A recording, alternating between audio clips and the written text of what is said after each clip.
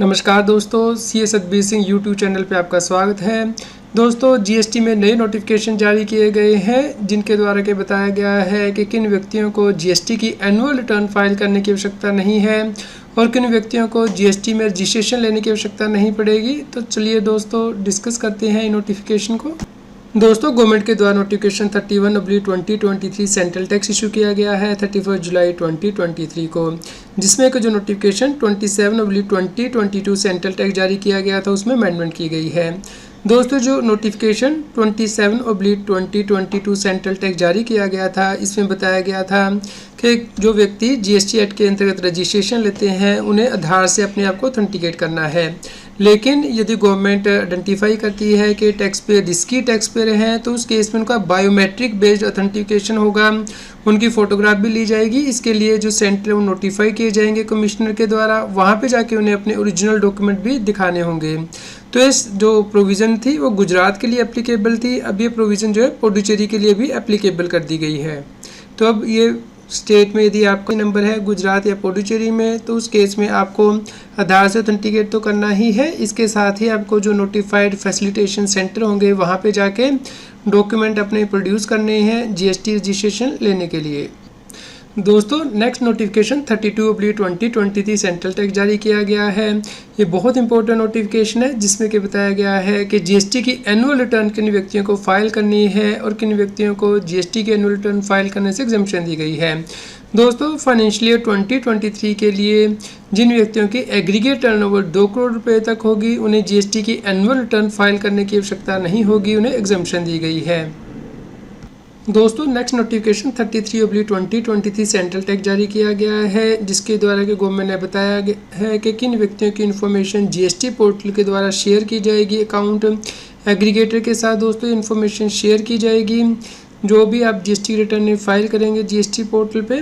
तो account aggregator क्या होंगे? अकाउंट एग्रीगेटर का मतलब होगा non financial banking company which undertake the business of an account aggregator in accordance with policy direction issued by the reserve bank of India under section 45JA of the reserve bank of India act. Non banking financial company account aggregator reserve bank direction 2016 में। दोस्तों, यहाँ पे आपके लिए जानना जरूरी है कि गवर्नमेंट के द्वारा सेक्शन 158A इंसर्ट किया गया था CGST एक्ट में, जहाँ पे कि बताया गया था कि कंसेंट बेस्ड इंफॉर्मेशन जो है वो शेयर की जाएगी। जो टैक्सेबल व्यक्ति के द्वारा जीएसटी पोर्टल पे इंफॉर्मेशन दी जाती है उसे शेयर किया जाएगा उन सिस्टम के साथ जो कि गवर्नमेंट नोटिफाई करेगी। तो अब अकाउंट एग्रीगेटर को नोटिफाई किया गया है। तो दोस्तों, जो भी आप जीएसटी की रिटर्न फाइल करेंगे वो इन्फॉर्मेशन शेयर की जा सकती है या फिर जो आप इनवाइस प्रिपेयर करते हैं उससे रिलेटेड इन्फॉर्मेशन शेयर की जाएगी। लेकिन इसके लिए सप्लायर से कंसेंट ली जाएगी और रिसिपिएंट से भी कंसेंट ली जाएगी यदि उनकी आइडेंटिटी इन्फॉर्मेशन को डिस्क्लोज किया जाएगा। दोस्तों, जीएसटी की रजिस्ट्रेशन लेने से बहुत बड़ी रिलैक्सेशन गवर्नमेंट ने दी है। जो व्यक्ति ई कॉमर्स ऑपरेटर के थ्रू सेल करते हैं इसके लिए नोटिफिकेशन पर 34/2023 सेंट्रल टैक्स जारी किया गया है। तो दोस्तों, यदि आप सप्लाई करेंगे ई कॉमर्स ऑपरेटर के थ्रू जिससे कि जीएसटी एक्ट के अंतर्गत TCS कलेक्ट करना होता है और यदि आपकी aggregate turnover preceding financial year में और करंट फाइनेंशियल ईयर में स्पेसिफाइड अमाउंट से ज़्यादा नहीं होती, यानी कि आपको जीएसटी नंबर लेने की आवश्यकता नहीं है, उस लिमिट से कम रहती है, तो उस केस में आपको जीएसटी की रजिस्ट्रेशन लेने की आवश्यकता नहीं रहेगी और आप सप्लाई कर सकते हैं ई कॉमर्स ऑपरेटर के थ्रू।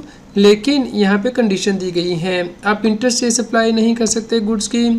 दूसरा यहाँ पे कंडीशन दी गई है कि आप गुड्स की जो सप्लाई करेंगे ई कॉमर्स ऑपरेटर के थ्रू वो एक ही स्टेट में कर सकते हैं, एक से ज़्यादा स्टेट या यूनियन टेरिटरी में सप्लाई नहीं कर सकते हैं।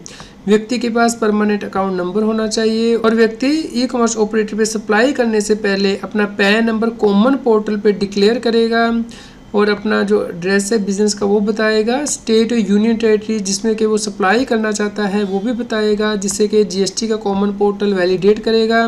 उसके बाद जीएसटी का common portal enrolment number assign करेगा व्यक्ति को जब उसका पैन नंबर सक्सेसफुली वैलिडेट हो जाएगा और व्यक्ति यह इनरोलमेंट नंबर यूज़ कर सकता है उस स्टेट या यूनियन टेरिटरी में सप्लाई करने के लिए। और व्यक्ति को एक से ज़्यादा इनरोलमेंट नंबर नहीं दिया जाएगा। जब तक व्यक्ति को इनरोलमेंट नंबर नहीं दे दिया जाता है तब तक व्यक्ति ई कॉमर्स ऑपरेटर के थ्रू सप्लाई नहीं करेगा। इसके अलावा ये भी कंडीशन दी गई है कि जैसे ही व्यक्ति जीएसटी में रजिस्ट्रेशन ले लेता है तो उसके बाद जो इनरोलमेंट नंबर उसे दिया गया है वो वैलिड नहीं माना जाएगा। तो दोस्तों नोटिफिकेशन 1 अक्टूबर 2023 से इफेक्टिव हो जाएगा।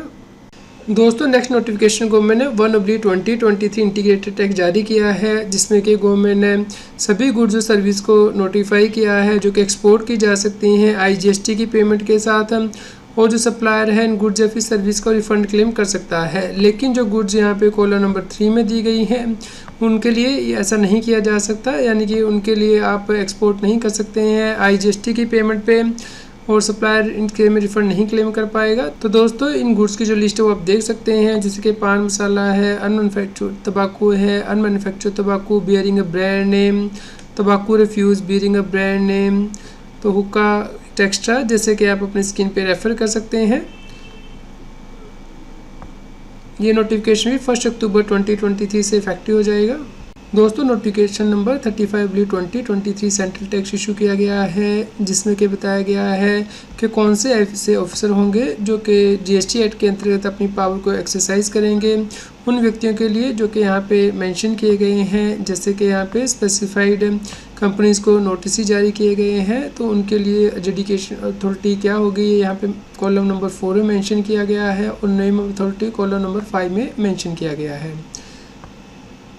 दोस्तों इससे पहले गवर्नमेंट ने 17 जुलाई 2023 को नोटिफिकेशन जारी किया था, जिसमें कि बताया गया था कि जिन व्यक्तियों ने GST रजिस्ट्रेशन कैंसिल होने के बाद जो फाइनल रिटर्न है वो फाइल नहीं की है वो फाइल कर सकते हैं। इसके लिए लेट फीस को वेव किया गया था, यानी कि अब उन्हें सिर्फ 500 रुपीज़ CGST एक्ट के अंतर्गत 500 रुपीज़ SGST एक्ट के अंतर्गत लेट फीस पे करनी है। तो जो आपको 10,000 की लेट फीस पे करनी होती थी उससे रिलैक्सेशन दी गई थी, लेकिन आपको GST एक्ट 10 जो है रिटर्न फाइल करनी है 1 अप्रैल 2023 से 31 अगस्त 2023 के बीच में, तभी आपके लिए जो वेवर है वो एप्लीकेबल होगा। दोस्तों यहाँ पे आपको ध्यान रखना है कि यदि आप GST की एनुअल रिटर्न फाइल करने के लिए लायबल हैं तो उस केस में आपको जो लेट फीस पे करनी होती है। यदि आप टाइमली एनुअल रिटर्न फाइल नहीं करते हैं तो इसके लिए फाइनेंशियल ईयर 22-23 ऑनवर्ड्स जो लेट फीस है बताई गई थी, यदि टैक्स पेयर की aggregate turnover up to 5 crore rupees तक है तो उस केस में 25 rupees per day CGST act के अंतर्गत, 25 रुपीज़ SGST एक्ट के अंतर्गत, और मैक्सिमम जो है 0.02% CGST एक्ट के अंतर्गत और 0.02% SGST एक्ट के अंतर्गत जो लेट फीस है वो लगती थी। और यदि आपकी टर्नओवर 5 करोड़ रुपीज़ से ज़्यादा है अप टू 20 करोड़ रुपीज़ तक है तो 50 rupees per day CGST act के अंतर्गत, 50 rupees per day SGST act के अंतर्गत, और मैक्सिमम 0.02% CGST एक्ट के अंतर्गत और 0.02% SGST एक्ट के अंदर लेट फीस पे करनी होती थी। यहाँ पे भी 17 जुलाई 2023 को गवर्नमेंट ने नोटिफिकेशन जारी किया था, जिसमें कि बताया गया था कि जिन व्यक्तियों ने फाइनेंशियल ईयर 17-18, फाइनेंशियल ईयर 18-19, 19-20, 20-21, 21-22 के लिए GST के एनुअल रिटर्न फाइल नहीं की है और वे रिटर्न फाइल कर देते हैं 1 अप्रैल 23 से 31 अगस्त 23 तक, तो उस केस में उन्हें जो लेट फीस पे करनी है वो सिर्फ 10,000 रुपीज़ ही होगी, जो मैक्सिमम लेट फीस होगी। दोस्तों यदि आपके पास GST की कॉम्पोजिशन स्कीम है तो उस केस में आपको GSTR 4 में एनुअल रिटर्न फाइल करनी होती है। तो इसके लिए भी गवर्नमेंट ने 17 जुलाई 2023 से अमेंडमेंट की थी GST के नोटिफिकेशन, और इसमें कहा गया था कि लेट फीस को वेव किया गया है, यानी कि सिर्फ 250 रुपीज़ CGST एक्ट के 250 रुपीज़ SGST एक्ट के अंतर्गत ही आपको लेट फीस लगेगी यदि आपका टैक्स पेबल है GSTR 4 में, और यदि आपका टैक्स पेबल नहीं है तो लेट फीस को फुल्ली वेव किया गया था, लेकिन आपको GSTR 4 फाइल करनी थी जुलाई 2017 से मार्च 2019 के पीरियड के लिए, या फिर फाइनेंशियल ईयर 19-20 से 21-22 के लिए 1 अप्रैल 2023 से 31 अगस्त 2023 के बीच में आपको ये रिटर्न फाइल करनी है। यदि आप ये फाइल कर देंगे तो आपको सिर्फ ये जो लेट फीस अभी हमने डिस्कस की है 500 रुपीज़ वही पे करनी होगी यदि आपका टैक्स पेबल है, और नील यदि आपके टैक्स पेबल नहीं है। दोस्तों जिन व्यक्तियों ने GST की रिटर्न फाइल नहीं की थी और उनका GST नंबर कैंसिल हो गया था 31 दिसंबर 2022 तक या उससे पहले, और वो GST की रेवोकेशन एप्लीकेशन नहीं फाइल कर पाए थे, तो उनके लिए भी गवर्नमेंट ने टाइम लिमिट एक्सटेंड किया था और वो 31 अगस्त 2023 तक रेवोकेशन की एप्लीकेशन फ़ाइल कर सकते हैं। लेकिन ये एप्लीकेशन फ़ाइल करने से पहले उन्हें जो है कैंसिलेशन तक की अपनी सभी पेंडिंग रिटर्न जो है वो फाइल करनी है, और जो टैक्स है, इंटरेस्ट है, पेनल्टी है वो भी पे करनी है। दोस्तों जीएसटी एक्ट के अंतर्गत यदि आप टाइमली रिटर्न फाइल नहीं करते हैं तो उस केस में जीएसटी ऑफिसर असेसमेंट भी कर सकता है। तो यदि जीएसटी ऑफिसर ने असेसमेंट कर दी है और आप उसके 30 डेज़ के अंदर भी रिटर्न फाइल नहीं कर पाए हैं असेसमेंट होने के बाद, और ये असेसमेंट जो है 28 फरवरी 2023 उससे पहले हुई है, तो उस केस में अब भी आप अपनी पेंडिंग रिटर्न को फाइल कर सकते हैं। इसके लिए 31 अगस्त 2023 तक टाइम लिमिट को एक्सटेंड किया गया है। आपको इंटरेस्ट और लेट फी जो पे करनी होगी, तो उस केस में जो असेसमेंट की गई है जीएसटी ऑफिसर के द्वारा वो विड्रॉ हुई मानी जाएगी। तो दोस्तों आप इसका बेनिफिट ले सकते हैं, भले ही आपने इसके अगेंस्ट कोई अपील फाइल की हो या फिर अपील अभी पेंडिंग हो। तो दोस्तों आप इन नोटिफिकेशन को डाउनलोड कर सकते हैं, इसका लिंक इस न्यूज़ की वीडियो डिस्क्रिप्शन में दिया गया है। उम्मीद करते हैं आपके लिए यह न्यूज़ यूज़फुल रही होगी। कृपया लाइक करें और शेयर करें ताकि सभी लोगों तक ये जानकारी पहुंच पाए और वो जीएसटी की कंप्लायंस कर पाएँ। रेगुलर जीएसटी और टैक्स अपडेट के लिए इस चैनल को सब्सक्राइब करें।